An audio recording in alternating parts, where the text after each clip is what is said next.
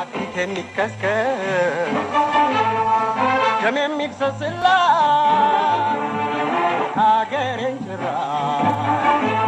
አይደፍራትም ጠላት አጥንቴን ይከስከስ ደሜም ይፍሰስላ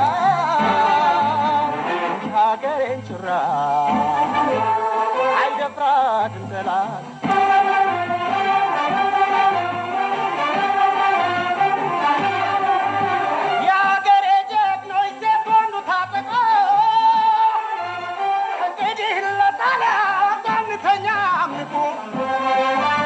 ጀግንነት እንደሆን የአባቶቻችን ነው ህብረታችን ጸንቷል ድል መምታት የኛ ነው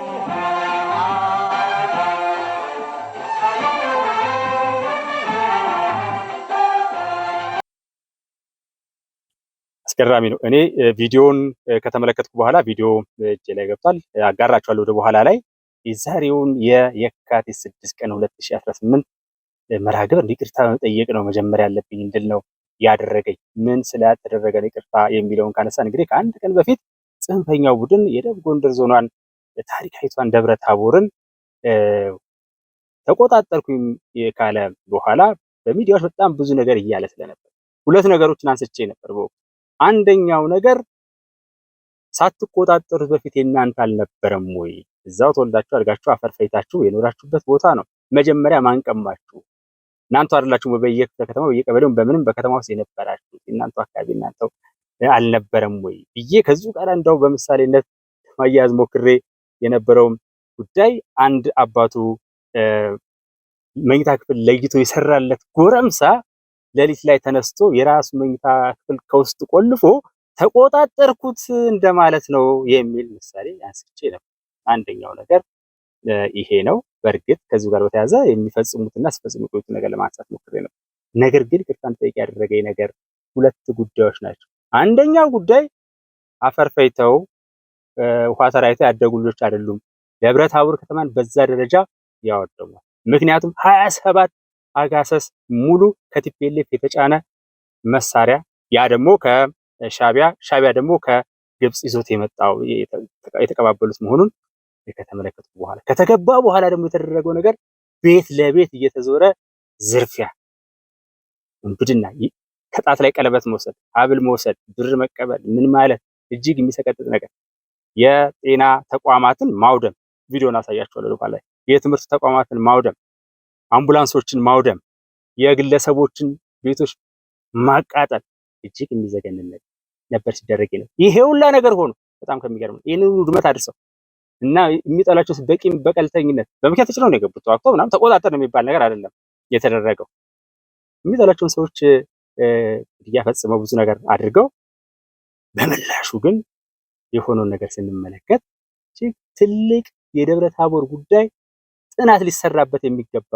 ጉዳይ ነው ለተመናገር በመላሹ እንግዲህ ሙሉ ቀን የጽንፈኛው ቡድን እንዲሁም ደግሞ በትላንትናው ዕለት ለማጋራት እንደሞከርኩት የሻቢያ መኮንኖች የቲፒኤልኤፍ መኮንኖች እና ሌሎችም የተገኙበት የተማረኩ አሉ የተገደሉ አሉ እንዲሁም ደግሞ ሁለት ከሻቢያ የመጡ ሰዎችን ራሳቸው ከማምለጣቸው በፊት መጣቸው አብዛኛው ተማሩ ሙሉ ለሙሉ ቁጥሩ እንደው እየከበደኝ ነው በነገራችን ላይ ከመቶ 70 በላይ ሲለቀም ነው ይሄ ሁላ ሲሆን በዚህኛው በኩል 5 ኃይል እንኳን ተናላለም ጸጥታና ወደ ውጊያ ከተገባ በኋላ ያን ለመከላከል ማለት በሁለት ሰዓት ውስጥ እንቆጣጠራታለን ተብሎ የተጀመረ ነገር እንዴት እንደዛ ብዙ ነገር ነው የሆነው ይሄንን ሁላ የፈጸሙት ውድመት ከተመለከቱ በኋላ መጀመሪያውኑ ከመዝረፋ ተቆጣጠርን ከማለታቸው በፊት እናንተ አልነበረችም ያልኩትን እውነት ከልቤ ስር ይቅርታ ጠይቄ ነው የምጀምረው ምክንያቱም ከመቆጣጠራቸው በፊትም ከተቆጣጠሩም በኋላ ደብረ ታቦር ይነሱ አልነበር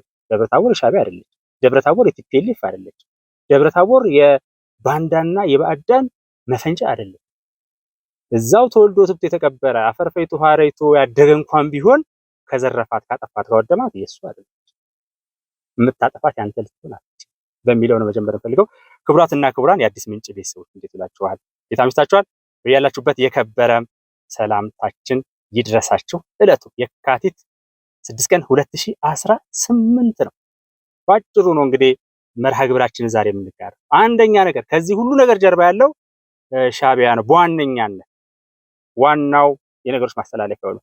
ከዚህ ጋር በተያያዘ እኔ የእናንተው ውብሸት ታዬ ማጋራችሁ መረጃ የሻዕቢያን ተጨባጭ ሁኔታ አሁን ያለበትን ነባራዊ ሁኔታ አስመልክቶ ኢንተርናሽናል ኢንተሊጀንስ ኤጀንሲ ያስቀምጠው 1 2 3 4 5 ብሎና እነሱን እንጋራ። ከዚያ በፊት ግን እንደው በነገራችን ላይ ላይክ እና ሼር እያደረጋችሁ አብራችሁ እንድትቆዩ ነው በአክብሮት የምጠይቀው። ላይክ ማድረግ አለባችሁ፣ ሼር ማድረግ መቻል አለባችሁ። እኛም የምንጠይቀው እንደዛ ነው፣ ሌላ ነገር አይደለም። ብዙዎች ጋር ይድረስ መረጃዎቹ፣ ተጨባጩ መሬት ላይ ያለው ነገር ይታወቅ። ኢትዮጵያ 130 ሚሊዮን ልጆቿ ሀገር ነች። 85 ቋንቋ የሚናገሩ በህብር ያጌጡ ልጆቿ ሀገር ነች። ጥቂት ፈንጪዎች ኢትዮጵያ ህዳሴ ግድብ ያስፈልጋትም የሚሉ ኢትዮጵያ የባህር በር ያስፈልጋትም የሚሉ ከግብጽ ጋር እንሰለፋለን የሚሉ 20-30 ሺህ ሰዎች ሲከታተላቸው ግድ የለም እኛ 500-600 የኢትዮጵያዊነት ምንነትና ማንነት የገባን ስንከታተል ሳንዘናል ብናደርግ ጥሩ ነው ብዬ አስባለሁ። በተረፈ አዲስ ምንጭ በሁሉም መልኩ እንድታገዙ በዚህ አጋጣሚ በአክብሮት መጠየቅ እፈልጋለሁ። ማገዝ ጥሩ ነው። ሚዲያዎች ማደግ መቻል አለባቸው። ትልቅ ሚዲያ የአንድ ሰው ተውኔት እንደሚባል አይነት ነገር መሆን የለባቸውም ሚዲያዎች እናንተ እያላችሁ ማለት ነውና በሺህ የሚቆጠር 20 ሺህ 30 ሺህ 40 ሺህ ሰው የሚከታተለው ሚዲያ ኦልሞስት 85 ሺህ አካባቢ ሰብስክራይበር ያለው ሚዲያ በዘርፉ 25 ዓመት በላይ ቆይቻለሁ እኔ በጆርናሊዝም ውስጥና ማደግ አለበት ብዬ አምናለሁ። የኔ ሐሳብ ይሄ ነው። ስልክ ቁጥሬን ከስራ አስቀምጥላችኋለሁ። አጋርታችሁ ተሰይ በዚህ አጋጣሚ ልጠይቅና ይሄንን እያደረገች ያለችው የኤርትራ መንግስት ሰዎች ሻዕቢያዎች እነማን ናቸው የሚለውን ነካ አድርግና በተጨባጭ ደግሞ መሬት ላይ የተደረገው ነገር ደብረታቦር ላይ ዘግናኙ ነገር እሱን ማቀርብላችሁና ሌላ ደግሞ በዚሁ ጽንፈኛው ምን አይነት ነውረኛ መሆኑን የሚያሳይ ነገር እንከታተላለን ማለት ነው። እንግዲህ ሻዕቢያ ወያኔዎች በግድ ሀገር ሁንልን በሚል ያለ ህግ አግባብ መንግስት ባልተቋቋመበት ሁኔታ ሰነድ በሌለበት ሁኔታ ጋብቻ እንኳን እንደው ቤት ቦታ ጉዳይ እንኳን ክርክር ሰነድ አቅርብ ነው የሚባለው። መረጃና ማስረጃ የሚባል ነገር አለ። ጠቅላይ ሚኒስትሩ ከዚህ ጋር በተያያዘ ማን የሰጠው እንዳሉት ነውና ይሄም ሲደረግ ደግሞ የኢትዮጵያን የኩራት መሰረት የሆኑ ነገሮችን መናድ ስለተፈለገ ነው። ሉላ አባ ነጋ የኢትዮጵያ ድንበር ቀይ ባህር ነው ብለው ነበር። አፄ ዮሐንስንም ከተመለከትን ኢትዮጵያ ከምትነካ ኢትዮጵያ ከምትደፈር ኢትዮጵያ አንገቷ ከሚነካን አንገቴ ይነካ ብለው እናውቃለን። ከሱዳን ጋር በተደረገው ጦርነት የተሰዉ ናቸው። አንገታቸው የተቆረጠ ሰው ናቸው። ሌሎች ጉዳዮች ቢኖሩም እንደው ከሃይማኖት ጋር በተያያዘ ምናምን ብዙ ግን ሀገርን በተመለከተ ይሄን አድርገዋል። ኢትዮጵያን ብለው ከውጭ ወራሪ ጋር ሲዋጉ ነው ያደረጉት። ቲፒኤልኤፎች ግን ያደረጉት ነገር በታሪክ ታይቶ የማይታወቅ ወያኔ ከመጣ በኋላ የሚደረጉ ነገሮች በነገራችን ላይ እና የወያኔ ጡት ጠብቶ ያደጉ በሙሉ ታይቶም ተሰምቶ የማይደረግ ነገር ነው የሚያደርጉት። ሰሜን እዝ ላይ የተደረገው ነገር ታይቶም ተሰምቶ የሚታወቅ ነገር አይደለም። አሁን ደብረታቦር ላይ የተደረገው ኦሮሚያ ውስጥ ሸኔ የሚያደርገው ታይቶም ተሰምቶ የማይታወቁ ነገሮች ናቸው እየሆኑና እየተደረጉ ያሉት በነገራችን ላይ እና ይሄንን የተደረገ በግድ መንግስት እንዲሆን ተደረገ። ስለዚህ የኢትዮጵያ የኩራት አንዱ ምክንያት የሆነው አንዱ የትልቅነታችን ምልክት ቀይ ባህር ነው። ከባህር በር ጋር የነበረ ነው። የኢትዮጵያ ታሪክ ሲነሳ ወደ ኋላ 3000 ዓመት 10000 ዓመት ስንቆጥር የተሳሰረ ነገር ነው ከዛ ጋር። ያንን ካልሰበርን ያን የትልቅነት መሰረቶች ካልሰበርን ኢትዮጵያ ላይ አንቀመጥም የሚል ያነሰ አስተሳሰብ ተይዞ የተደረገ እና ደግሞ የእነማን ናቸው እንመለስ እነማን ናቸው እንደ ሰባት ቤተሰቦች እነማን ናቸው እንጥራ ሲባል በሙሉ እዛ ጋር ተሰባሰበው የባንዳ ውርስ ያለው ቤተሰቡ ሲታይ እና አንዳንድ ጊዜ እድፍ ይተላለፋል። አንዳንዴ እኮ ትቅርሚያቴ የሆነ ባንዳ ከነበረ ነው ያጣጥቷል፣ በቃ ሀገሩን አጥቷል፣ ትክክል አይደለም፣ ነገር ግን ከሀገሬ ጎን ቆማለሁ ይባላል። ውርሱን ያስቀጠሉ ሌጋሲ የሚሉ ነገር ነው። የመለስ ሌጋሲ ያስቀጠሉ የሚል ነገር ነበርና እጅግ ጸያፍ ይሆን የውጭ አካላት ምን ሆናችሁ ነው ራስቡበት ሲባል አንፈልግም ነው አታንሱብን ምናምን ሲባል ነበር። በኋላ ጀነራል ተክለ ሃይማኖት እና ስዬ የመሳሰሉት እንደዚህ ገብቶናል አሉ። እንግዲህ ነገሮች ሁሉ ካለቁ በኋላ ማለት ነው። ያ ነው ስለዚህ ትልቅነቷን መስበር ነው የነበረው። ከዛ ቀጥሎ ኢትዮጵያ የምትኮራባቸው ከሰንደቅ ዓላማ ጋር በተያያዘ የምናውቀው ነገር ነው። ሰንደቅ ዓላማ እንዳይነሳ ጨርቁ የሚል ጉደኛ ሀገሩን የሚመራውን ሀገር ማለት ነው። የባህር በርን በተመለከተ የገመድ ውሃ ማጠጫ የሚል ሉዓላዊ ድንበርን በተመለከተ ነገራችን ላይ በዚህ በሱዳንና በጎንደር አካባቢ የነበረው አስመልክቶ ጥያቄ ቀርቦለት አይ ለቁራጭ መሬት ምናምን የሚባልበት ነገር እጅግ በጣም እኮ ነው የሚያስደንቀው። ሌብነትን ፓርላማ ላይ ተቀርቦ እስካልተያዝክች ሌብነት ሙያን የሚል አጸያፍ በኋላ እንግዲህ የዘመኑ የወቅቱ ቀዳማዊ ትምህርት የነበሩት በወቅቱ ማለት ነው የኒሁ አሁን የጠቀስናቸው ሌብነት ሙያን ያሉት ባለቤት በቢሊየን የሚቆጠር ዶላር ይዘው ይንቀሳቀሳል። ይሄ በጣም ከባድ የሚገርም ነገር ነው። ይሄ ነው የኢትዮጵያን ከፍ የሚያደርገን ነገር። ስለ ሰላም ስለ አንድነታችን ምናምን ማንሳት በወያኔ ጊዜ መቼም ታሪክ የምን አንድነት የምን ሰላም የምን ፍቅር የምን ትስስር የሚባል ነገር ብሔርተኝነትን በተዛባ ሁኔታ ነበረ ተርጉሞት የነበረው። ብሔርተኝነት ምንም ችግር የለውም እንደው አካባቢውን ባህሉን ያደገበትን ቋንቋውን ቢያሳድጉት ኖርማል።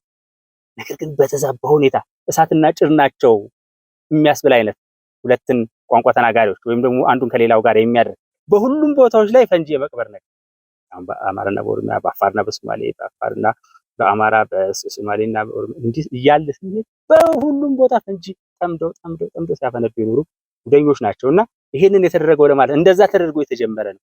ይሄ ጉደኛ አሁን እንደሚታወቀው ሁሉ ወደ በኋላ ላይ በደንብ ይሄድበታለሁኝ። ሻዕቢያ የሚባለው ጉድ አገሩን ቆልፏል። ለ34 ዓመታት ነፃነት የለም፣ ንግግር የለም፣ ምን የለም። በንጉሱ ጊዜና ከዛ በኋላ በደርግ ጊዜም የተሰሩት ነገሮች ነበሩ የነበሩት እነሱ የወደቁበት የወረዱበት የነፃነት ጉዳይ ዲሞክራሲ ጉዳይ የማይታሰብበት የታሰሩ ሰዎች በወቅቱ ታሰረ ነው በቃ ፍርድ ቤት የማይቀርብ ምንም አይልም። እዛው 34 ዓመት መታሰር ማለት እንግዲህ ማለት እና በጣም ብዙ ነገር ይሄ ሁላ ሆኖ በጣም የሚያስገርመው ነገር እንዲህ የደከመ መንግስት እንደዚህ ምንም የሌለ በኋላ አሁን የወጡትን የኢንተርናሽናል ኢንተለጀንስ ኤጀንሲ ሪፖርት እንመለከተዋለን። 5 ነጥቦች አቅርቤላችሁ ወደ ሌሎች ጉዳዮቻችን የምንሄደው ፋኖን ሸኔን ወያኔን እየደገፈ እያስደገፈ በተቻለ አቅም ለማገዝ ይሞክራል። ዋነኛው ነገር ግን ያው ኢጀክት እየተደረገ ነው ማለት በምን በሎጂስቲክ በስልጠና በተቻለ መጠን ደግሞ ከዚህ ከመሳሪያ የተቻለውናል በማድረግ በፋይናንስ ይሄንን ሁሉ ነገር እያደረገ ኢትዮጵያን የሚያጠፋው ይሄ ሻዕቢያ የተባለ ጉድ ባለፈው ሳምንት እንደተመለከተው እንግዲህ የኢትዮጵያ የውጭ ጉዳይ ሚኒስትር ደብዳቤ ጽፏል። ከዚህ አካባቢዎች ላይ ለቀህ ውጣ። ይሄ ቀላል ነገር አይደለም። እንደው ለአዲስ ምንጭ ቤተሰቦች ለመግለጽ ያክል ጎአሄድ የተባለው ዛሬ አልነበረም። ዓለም አቀፍ ወዳጆች አሉ። ኢትዮጵያ ዓለም አቀፍ ወዳጆች አላት። አሁን ቀጥሎ የምንመለከተው የሲአይኤ ሪፖርትን እያየው ነበረ። ኢንተርናሽናል ኢንተለጀንስ ኤጀንሲ ሪፖርት እያየው ነበረ። ብዙ ሪፖርቶች እያየው ነበር። አሁን ሰሞኑንም የወጡት ሪፖርቶች የ2026ን ከተመለከትን 2026 ፋየር ፓወር ሪፖርትን ያየን ከሆነ ግሎባል ፋየር ፓወር ብላችሁ ገብታችሁ ትመለከቱ ኢትዮጵያ እጅግ እየተምዘገዘገ ያለ ከፍተኛ ወታደራዊ አቅም እንዳላት ነው የሚያሳየው። በአየር ኃይል፣ በባህር ኃይል፣ በምድር ኃይል 5ኛ በዓለም ደግሞ ከ145 ሀገራት ባለፈው ዓመት 52ኛ ነበር 47ኛ በጣም ያደርግ ያሳይና የሻዕቢያን ጉዳይ ሲያመጣው አያይዘዋለሁኝ። እሱንም አሃዙን በትክክል በተጨባጭ ከጀርባ አቀርብላችኋለሁ። ሁለቱንም 25ኛ ናሚቢያን ምናምን 25ኛ እና እዚህ ገባ የሚባል አይደለም። መሳሪያዎቹ ድሮ የነበሩ እኔ ጠቅላይ ሚኒስትሩ በአየር ኃይል 9ኛ ዓመት ላይ ንግግር ሲያደርጉ በጣም ሚግ 21 ላይ የቀሩ ሰዎች ስለሱ 30 እና ከዛ በላይ ስላለው ግን ምንድን ነው ይሄ ደግሞ ይላሉ። በጣም ትክክል ነው። ብለጋች ዓለም አቀፍ ሪፖርቶች ግቡና እንድትመለከቱ በአክብሮት ጠይቃለሁ። ኤሪትሪያን ሚሊቴሪ ዊክነስ ብላችሁ ስታት ይሄ ነው ያለው ነገር በቃ ዜሮ ነው።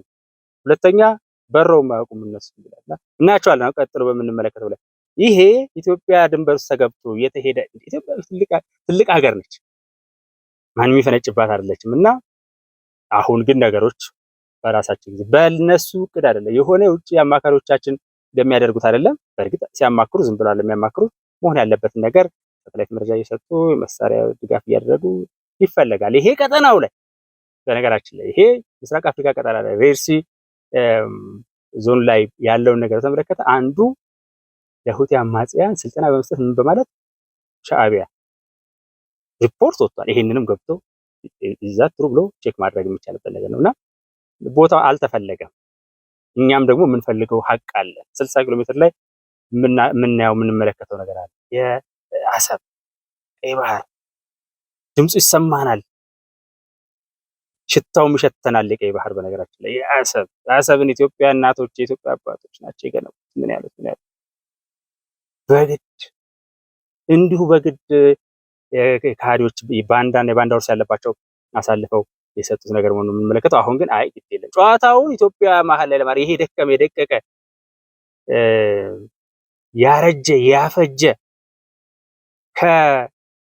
ከምናምኑ ጋር መጫወት የጀመረ የሽማግሌ ስብስብ ኢትዮጵያን ሊያተራምስ ይሄ እጅግ አሳፋሪ ነገር ነው። ኢትዮጵያ ትልቅ ሀገር ነች። በነገራችን ላይ ትልቅነቷ በብዙ መልኩ ይገለጻል፣ ይታያል። አሁን ጠጋ ብለናል። ቀይ ባህርን ድምፁን እየሰማነው ነው። አሰብን እየተመለከትን ያለ ነው።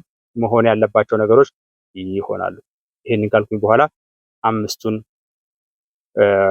ነጥቦች 1 2 3 4 እያልኩኝ ያቀርባል። ይሄ አልቆላታል የሚል ሪፖርት ነው የወጣው። ዝም ብላ ነው በለው ነው። ውፈር ተበገስ ተብሏል። ቀጀሊ ተብሏል ነው ወይንም ቀጥል ገስግስ ነው በሌላ አባባል ማለት ነው። ትርጉሙ እንግዲህ ከኋላ ለማሳየት እሞክራለሁኝ። እዚህ ጋር መጀመሪያ ሶስቱን ላቅርብላቸው። ማንፓወር ኤክሶደስ ይላል። እንግዲህ ይህ ስደት በገፍ እየወጣ ያለውን በተመለከተ ስቴንድ ሎንግ ተርም ኤክሶደስ ኦፍ ዩዝ ኢንክሉዲንግ ትሬንድ ፐርሶኔል የሰለጠኑ ፐርሶኔሎችን ኤርትራ ሻዕቢያ ውስጥ የነበር ይሄ በግድ እየታፈሰ ምንም ብሎ ምን ዞር ዞር በረጅም ዓመታት የሰለጠነው ጭምር በገፍ እየወጣ አይደል? በሁሉም አቅጣጫ እየወጣ አይደል? አሁን እኮ አንዱ ኢትዮጵያ እየተነካካይ ስለሆነ ደብዳቤም ደግሞ ኦፊሻሊ ጽፋለች። ይሄ ነው አሰራሩ፣ እንደዛ ነው። ተው ትለዋለህ፣ እባክህ ትለዋለህ። አይ ብሎ ዝም ብሎ ሮጦ ገብቶ ሮጦ የሚወጣ እዚህ ግባ የማይባል ድስት እየፈቀፈቀ ደህና እንኳን እንትን ያላለ ጥቅምቃሚ ያደርገው ኢትዮጵያንም ታክል ተቃቀስ ያደርግ አይ ገቡ የሚለው ጩኸት በዛ ደረጃ ናይቶ ሲወጣ ደግሞ ሰበብ ፍለጋ እንትና በቲክቶክ ስላስተላለፈች ነው የተመታ ነው፣ ህንፃዎቻችሁን ለምን ሰጣችሁ ምናምን ሁሉ የሚል ጉድ መጣ። እነሱ መሳሪያ ይዘው ዲሽቃ ይዘው ሞርታር ይዘው ገብተው በጥቂት ሰዓታት ውስጥ ተቀጥቅጦ ሙሉ ለሙሉ ኃይሉ እዛ አልቆ የተረፈው ቆስሎ የተረፈው ተማርኮ ባለበት ሁኔታ ለባለ ሀብቶች ለባለ ፎቅ ባለ ህንፃዎች ደብዳቤ እየጻፉ ነው። ሰሞኑን አይታችሁ ከሆነ የአፋብን የሚባለው እስክንድር እንኳን በሱ የለም እነዚህ ምናምን ያኛው ያው ቁም ስር ያለ ይመስላል። ዞሮ ዞሮ ታያችሁ ሽንፈት በጣም አስገራሚ ነገር። ባለቤት የለም፣ ሰበብ ነው የምትፈልግ እንትና እንደ ስላደረክ እንትና እንደ ስላደረክ የሚል ነገር ነው። ሶ እዚህ ላይ እንደምንመለከተው እንግዲህ እየሄደ ነው የሚለው ፐርሰናል ትሬንድ የሆነ ፐርሰናሉ ሄዶበታል፣ ወጥቷል፣ እየወጣ ነው ያለው እና this has severely weakened the Eritrean defense ይሄ severely እንደው ክፉኛ ጎርቶታል ዲፌንስ ፎርሱን ወቁ። በጣም ይሄ ክሪስታል ክሊር ወይም እንደ ቀን ፀሐይ የበራ የሚታወቅ ሀቅ ነው። ግን ይሄ ነው። ሌላው እንግዲህ ኢንዲፊኒት ናሽናል ሰርቪስ የሚባለው ይሄ ግዳጅ ስልጠና ከ18 እስከ 40 ነው የሚለው ዲፌንስ ኦን የማንዳቶሪ ናሽናል ሰርቪስ ፕሮግራም ፎር ሜን ኤንድ ዊሜን ኤጅ ፍሮም 18 to 40 ይላል።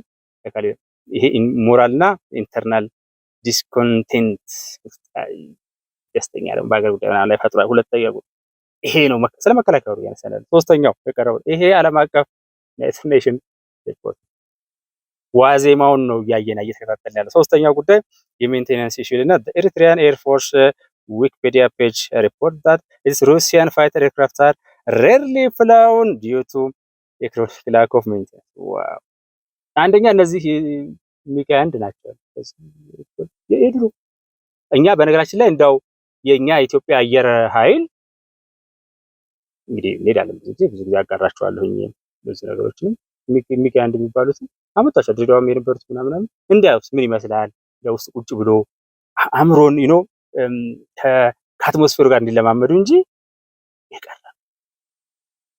እነሱን እንደውም ጎማ አድርጎ ምናምን አድርጎ ቢቻል ሙዚየም ውስጥ የሚቆሙለት እነሱም እየተንቀሳቀሱ አይደለም ነው ሪፖርቱ የሚለው። ከዛ ያለፈ ነገር የለም። በጣም የሚያስገርም ነገር ነውና ሜንቴናንስ የሌላቸውም እነሱ መብረር አቁመዋል ብዙ የሚል ነው። እስኪ እንደው ቀጥሎ 4 እና 5 ደግሞ እንመልከታቸው። ወሌላ ጉዳይ እንግዲህ ኢንተርናል ሴኩሪቲ ኮንሰርን ፎሎዊንግ ኢንሲደንት ላይክ the 2013 ፎርቶ ኢንሲደንት እና ይሄ ፎርቶ ኢንሲደንት የሚባለው ክቡራትና ክቡራን ታሳሱ እንደሆነ 2005 ላይ ኮሎኔል ሰይድ በተባለ ነባር ወታደራዊ መኮንን አማካይነት 100 አካባቢ የሚሆኑ የኤርትራ ሰራዊት አባላት የሻዕቢያ አባላት የማስታወቂያ ሚኒስቴሩን ተቆጣጥረው ነበር። መቆጣጠር ብቻ ሳይሆን በኤርቲቪ ላይ በኤርትራ ላይ መልእክቶቻቸውን አስተላልፈዋል። መፈንቅለ መንግስት ተካሂዶ ነበር። ፎርቶ ኢንሲደንስ ብላችሁ 2013 ነው ገብቶ አንዳንድ ጊዜ ሰዎች አያውቁትም ነበር እንደ ምናምን ተብሎ ስለሚታሰብ ማለት ነው። የጠየቋቸው ሁለት ጥያቄዎች አሉ። አንደኛው ነገር የፖለቲካ እስረኞች ፍቱ ይሄ 20 ዓመት ሞሉ አይደል? 2005 በኢትዮጵያ አቆጣጠር ማለት ነው። በፈረንጆቹ 2000 ነው። በኢትዮጵያ 2005 ነው። በፈረንጆቹ 2013 ከ12 ዓመት በፊት ማለት ነው። ከ13 ዓመት በፊት 26 ላይ ስላለም ማለት ነው። ከ13 ዓመት በፊት ቅርብ ብዙ አይደለም። 34 ዓመት ለቆየው ሻዕቢያ ብዙ የቅርብ ጊዜ ትዝታው ነው። ያ ነገር ደግሞ ብሎ ስጋት አለበት። ምንም ተረጋግቶ ሊቀመጥ አይችልም። በመንግለ መንግስት ተካል በኤርቲቪ ላይ ተላልፏል። በኋላ ላይ ያቋረጡት የተወሰዱ ነገር የምናስታውሰው ነገር ነው። አምስተኛውን ጉዳይ እንመልከተው። አምስተኛው ጉዳይ ኢኮኖሚክ ኤንድ ኢንተርናሽናል ኮንስትሬንስ ይላል። እንግዲህ ዓለም አቀፍ ጫናዎች ድቀት የፈጠሩበትን ነገር በተመለከተ ነው። as one of the world's least developed countries የመጨረሻው የደቀቀችዋ ታጨልጫ ሀገር በመሆኗ its military is hampered by limited resources ይላልና በዛ ክፉኛ ደቋል። ያ ሃምፐርድ ተደርጓል ነው በመዶሻ ተመቷላችሁ ሰሩት እንዴ የኢኮኖሚ እንትን በዛ ላይ ደግሞ እነዚህ ሳንክሽን ምንድነው እሱ ማዕቀቦቹ ከነጨየቹ ይባርከው እና ቀጥሎ ያሉት ነገሮች ያው የሚወሰዱ ነገሮች አሉ። ኢንተርናሽናል ኢንተለጀንስ ኤጀንሲን በተመለከተ ስቴት ራን ኦርጋናይዜሽን ፎከስድ ኦን ኮሌክቲንግ አናላይዚንግ ኤንድ ዲስማንትሊንግ ፎሬን ኢንተለጀንስ ፎር ናሽናል ሴኩሪቲ እና ዋትኤቨር ሪፖርቱ በጣም ቀላል ነገር አይደለም ለማለት ያክል መልእክቱ ብዙ ነው ለማለት ያክል ነው። የተወደዳችሁ ሀገሬ ልጆች እንደው ይሄንን እንዲህ ነው እንዲያ ነው ብሎ ለማለት አይገባም። መረጃውን ብቻ ቀብያችሁ ጠቆም አድርጌ ምንጩን ጠቅሼ የማልፈው እናንተም ደግሞ አይተህ ታርጉታላችሁ ብዬ ነው። ዋናው ነገር የሚመስል ግን ይሄ የገባው ኃይል ምንድን ያደረገው የሚለው ብንመለከት በጣም ጥሩ ከገባ በኋላ ደግሞ ታቦና የፈጸሙ ነውር በዘራችሁ አይድረስ እንደዚህ አይነት ነውረኛ ስብስብ 27 የጋማ ከብቶች ተጭኖ ነው ከቲፒኤልኤፍ የተሰጠው። ቲፒኤልኤፍ ደግሞ ያው የሚያመጣበት ቦታ ይታወቃል። አንዳንድ ጊዜታችሁ ከሆነ ገና ላስቲካቸው እንትን ያለ መሳሪያዎች ምናምን ማረከል ከግምጃ ቤት ነው ይላል። ምን ትማርካለህ? ጥቂት ደቂቃ ውስጥ ቆይተህ ሰተት ብለህ ገብተህ ምክንያቱም መከላከያ ይንቀሳቀሳል ከቦታው ወደ ቦታ ማንንም ማማክሮ አይደለም።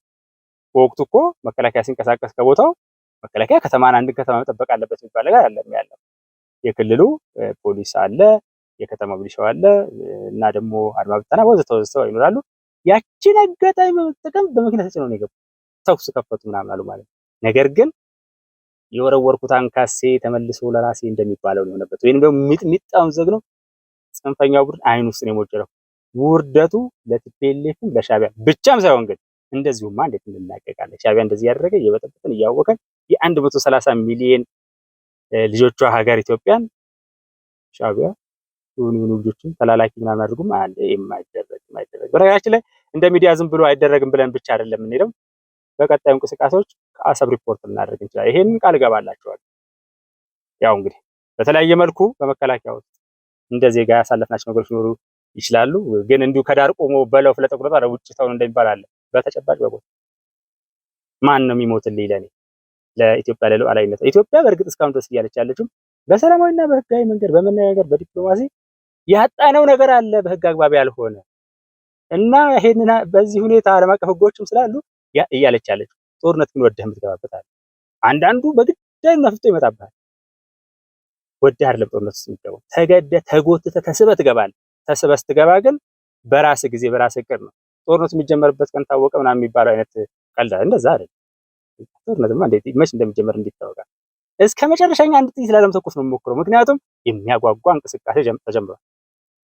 የልማት እንቅስቃሴዎች አሉ ምን አሉ ብዙ ነገሮች አሉ። ሌሎቹ ነገሮች ሌላ ጊዜ እናነሳቸዋለን። ኢትዮጵያ ተስፋ ያላት ሀገር፣ ዓለም ደግሞ ጥንቅቅ አድርጎ ነው የሚያውቀው። ዓለም ከጎናችን ነው። በዚህ አጋጣሚ ነግራችሁ ሞክረው በጥቂት ኪሎ ሜትሮች በመድፍ ርቀት ላይ ባለፈው ያጋራኋችሁ ቪዲዮ አለ በቦታው ላይ ይታወቃል። ቡሬም ነበረን ምናምን ያለቀ ነገር ነው ለማለት ያክል። ይሄን ካልኩ በኋላ የደብረ ታቦር እስኪ ተመልክተን እንመለስ። ላይክ እያደረጋችሁ እንድትከታተሉ በአክብሮት እንጠይቀው። አብረን ቆይ። የባዕዳን ተላላኪ የሆነው ጽንፈኛ ቡድን ታሪካዊቷን ደብረ ታቦር ከተማን በመውረር የቤት ለቤት ዝርፊያ፣ በቡድን መሳሪያ ተቋማትን ማውደም፣ የግለሰቦችንና የማህበረሰብ አገልግሎት የሚሰጡ እንደ ጤና ጣቢያና የትምህርት ተቋማት የመሳሰሉትን ነዳጅ አርከፍክፎ ማቃጠል ከፈጸማቸው ታሪክ የማይዘነጋቸው አስነዋሪ ድርጊቶች የተወሰኑት ናቸው። በጉዳዩ ላይ የከተማ አስተዳደሩ ከንቲባ የሆኑት ደሴ መኮንን ቀጣዩን ብለዋል።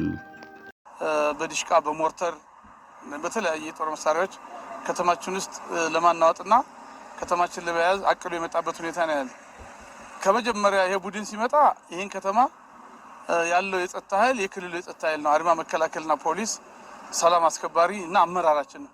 ይህን በቀላሉ በዚህ ማጥቃት ይቻላል፣ ከተማውን እስከ 3 ሰዓት መቆጣጠር እንችላለን በሚል 12 ሰዓት ውጊያ ከፍቶ እስከ 3 ሰዓት ተቆጣጥሮ መግለጫ ለመስጠት አስቦበት የመጣ ቡድን ነው። ይሄ ቡድን ከከተማችን መጥቶ ተኩስ ከከፈተበትና ከገጠመ ጀምሮ ለተከታታይ 8 ሰዓት ከፍተኛ ትንቅንቅ ያደረግንበት በመጨረሻ ማይቀጡ ቅጣት ተቀጥቶ የያዘውን የሞተውን ሙትና ቁስለኛ ትቶ እንዲፈረጥጥ ያደረግንበት ሁኔታ ነው ያለ። ጽንፈኛው ይህን ሁሉ የፈጸመው የላኪዎቹን ዓላማ ለማሳካት መሆኑንም ከንቲባ ደሴ መኮንን ገልጸዋል። በመጀመሪያም የዚህ ኃይል ዋና ተልዕኮ ከተማውን ማጥፋት ነው፣ ማውደም ነው። እኛ ግንባር ላይ እየተፋለመ ባለበት የጸጥታ ኃይሉ ብዙ ቢሮዎችን አቃጥሏል፣ አውድሟል። አምቡላንስ ይወድማል። እናቶች እኮ የሚሄዱበት የመድኃኒት የጤና የደቡብ ጎንደርን ጤና መምሪያ ሙሉ በሙሉ አውድሟል። ሌሎች ቢሮዎችን አውድሟል፣ አቃጥሏል። በዛች ባገኛ ስብዛ በቤንዚል እያረበረበ የማውደም የማቃጠል ከግለሰብ ቤት ገብቶ ሞባይል፣ ሀብል፣ ብር፣ ተራ ብር የመዝረፍ የመጣው እኮ ውጊያ ሳይሆን ዝርፊያ ነው። ስለዚህ ይህን ህዝባችን የተዘረፈው ህዝባችን ያውቃል። ለውጊያ ሳይሆን ለዘረፋ መጥተው ያሳዩት ይሄ ቀጣይም ታሪኩ ነው የሚቀመጥ። ከውጭ ጠላቶቻችን ተልዕኮ ተሸክመው መጥተው ነው። ህወሓት እኮ በ82 በነበረው ቂም እስካሁን ድረስ ደብረ ታቦርን በልማት ወደኋላ ለማስቀረት ያደረገው ጥረት አሁንም ደግሞ የእሱ ፈረሶች መጥተው ቀሪውን የእሱን ዓላማ ለማሳካት ሲሉ የሰሩት ስራ። ይሄ ጽንፈኛ ቡድን ሀሳብ መምከን ትልቁን ድርሻ የሚወስደው ትልቁን ድርሻ ህዝባችን ነው። ህዝባችን በተለያየ መንገድ ለማገዝ ያደረገው ጥረት መቼውንም የሚረሳ አይደለም። በእርግጥ የደብረ ታቦር ህዝብ ከድሮ ከ82 የህወሓት ጦርነት ጀምሮ ህወሓትን አሳፍሮ የመለሰ በባለፈውም የሰሜኑ ጦርነት ህወሓት የትም ቦታ መጥቶ ደብረ ታቦር አካባቢ ሲደርስ ከደብረ ታቦር በቅርብ ርቀት ተመልሶ የሄደበት ዛሬም ቢሆን የህወሓትና የነሻቢያን ተልዕኮ ይዞ መጥቶ ደብረ ታቦርን ለማፍረስ ደብረ ታቦርን ካፈረስኩ ክልሉን በቀላሉ ማፍረስ እችላለሁ ብሎ ከትግራይ ከ27 የጋማ ከብት በላይ ግባት ጭኖ መጥቶ ከተማው ላይ የትንኮሳ የፈጸመው ቡድን አፍሮ እንዲመለስ ተደርጓል። ለዚህ ለከተማችን ህዝብ ለከተማችን አይመልሰኝም፣ ይሄ ሊያቆመኝ አይችልም፣ አንድ ሳም እኔ ጋር አይዋጋም ላለው የከተማችን የጸጥታ መዋቅር እንዲሁም ደግሞ ከፍተኛ እገዛ ላደረገልን ለክልሉ መንግስትና የመከላከያ የፌዴራል መከላከያ ሚኒስቴር ከፍተኛ የሆነ ምስጋና አለኝ በደብረ ታቦር ከተማ ህዝብ ስም። የደብረ ታቦር አሁናዊ የሰላም ሁኔታ አስተማማኝ መሆኑንም የደረሰ መረጃ ያመለክታል።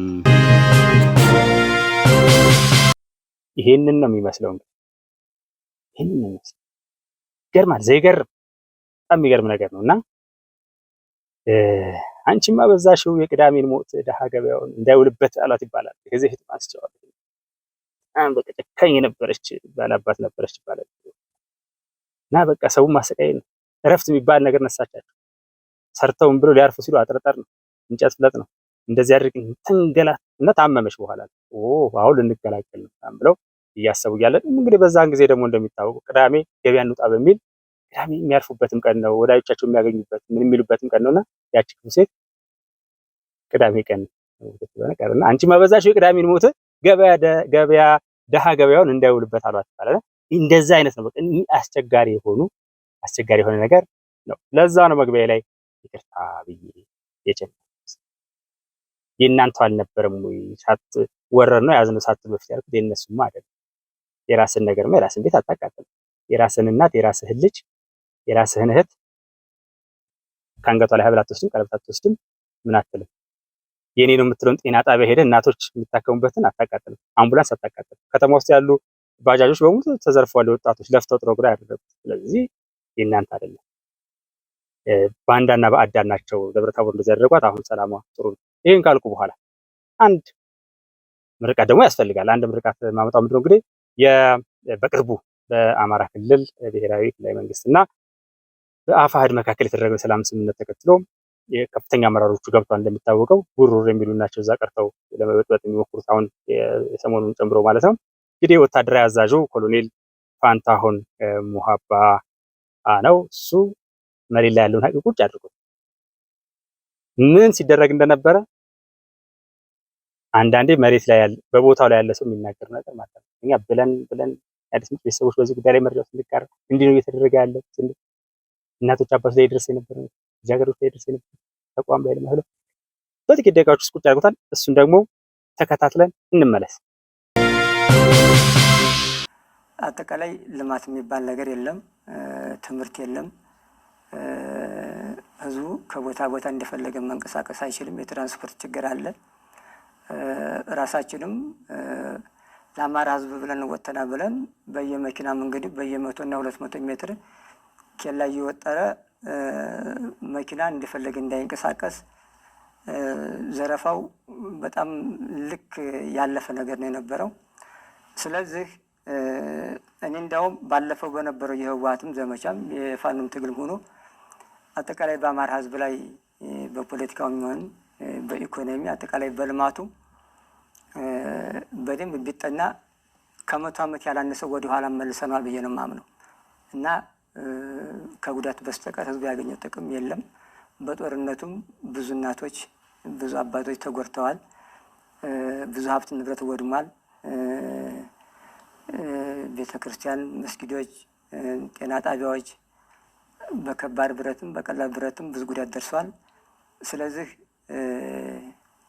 አጠቃላይ እድገቱን ወደኋላ እንዲመለስ አድርጎታል። ዲያስፖራው ከልጆቹ ጉሮሮ እየነጠቀ ከቤት ኪራዩ እየቀነሰ ለፋኖ ሰጥቷል። ያ ብር ግን በትክክል አንድ እጇን ወደ አገር ቤት ይልካሉ፣ 2-3 እጁን ለራሳቸው የሚጠቀሙበት። ያ ስለቀረባቸው ነው ይህን ያህል የሚጮሁት። ስለ ጮሁ ምንም የሚያመጡት ነገርም የለም እና ያ ጥቅም ስለቀረባቸው ነው የሚጮሁት። ዞሮ ዞሮ ፋኖ እንዴት እንደነበረ ኑሮውን የምናውቀው እኛ ነን። ችግሩን የምናውቀው እኛ ነን። በመሬት ላይ ያለን ሰዎች ነን።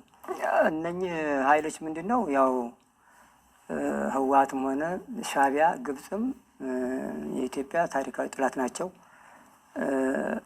አሁንም ቢሆን እነኚህ ሶስቱ ኃይሎች ያው ኢትዮጵያ እንድትበታተን ወይም ደካማ ሀገር እንድትሆን እንደሚፈልጉት ይህንን ደግሞ ዓላማቸውን ለማሳካት የተተኳሽ እርዳታ ወይም ድጋፍ ያደርጋሉ። የመሳሪያም ድጋፍ ያደርጋሉ።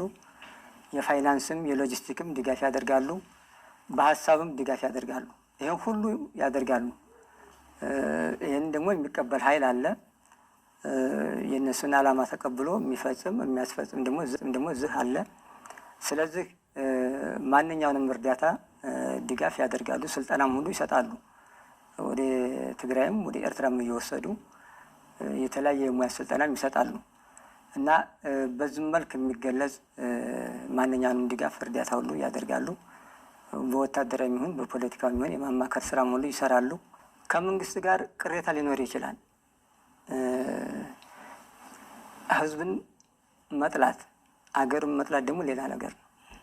የፈለገ ነገር ይሁን ከመንግስት ጋር የፈለገውን ቅራኔ ቢኖርም ከኢትዮጵያ አጠቃላይ ከአማራ ህዝብም ሆነ ከኢትዮጵያ ጋር ከኢትዮጵያ ህዝብ ጋር ታሪካዊ ጥላት ከሆነ ኃይል ጋር መሰለፍ በአንዳነትም ነው ከወንጀልም በላይም ወንጀል ብዬ ነው የማምነው። ስለዚህ ችግር እንኳን ቢኖር ያንን ችግር በሂደት በሚፈታበት ጊዜ እንዲፈታ ማድረግ ነው። በሀገር ላይ በህዝብ ላይ ግን የምትደራደረው ነገርም አይደለም።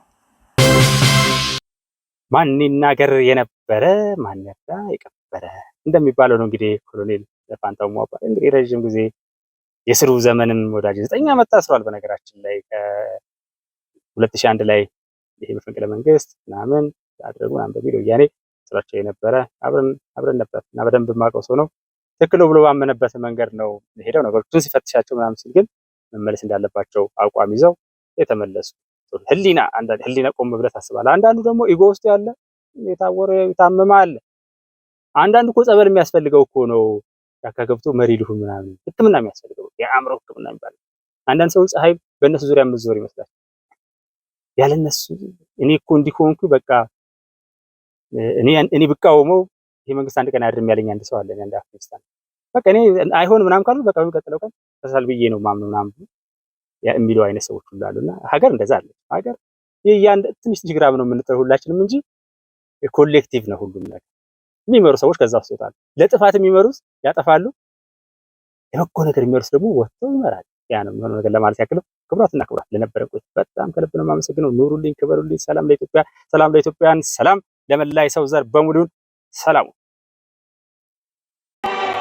አጥንት የሚከስከስ ደም የሚፈስላት ሀገሬን ጭራ አይደፍራትም ጠላት አጥንት የሚከስከስ ደም የሚፈስላት ሀገሬን ጭራ አይደፍራትም ጠላት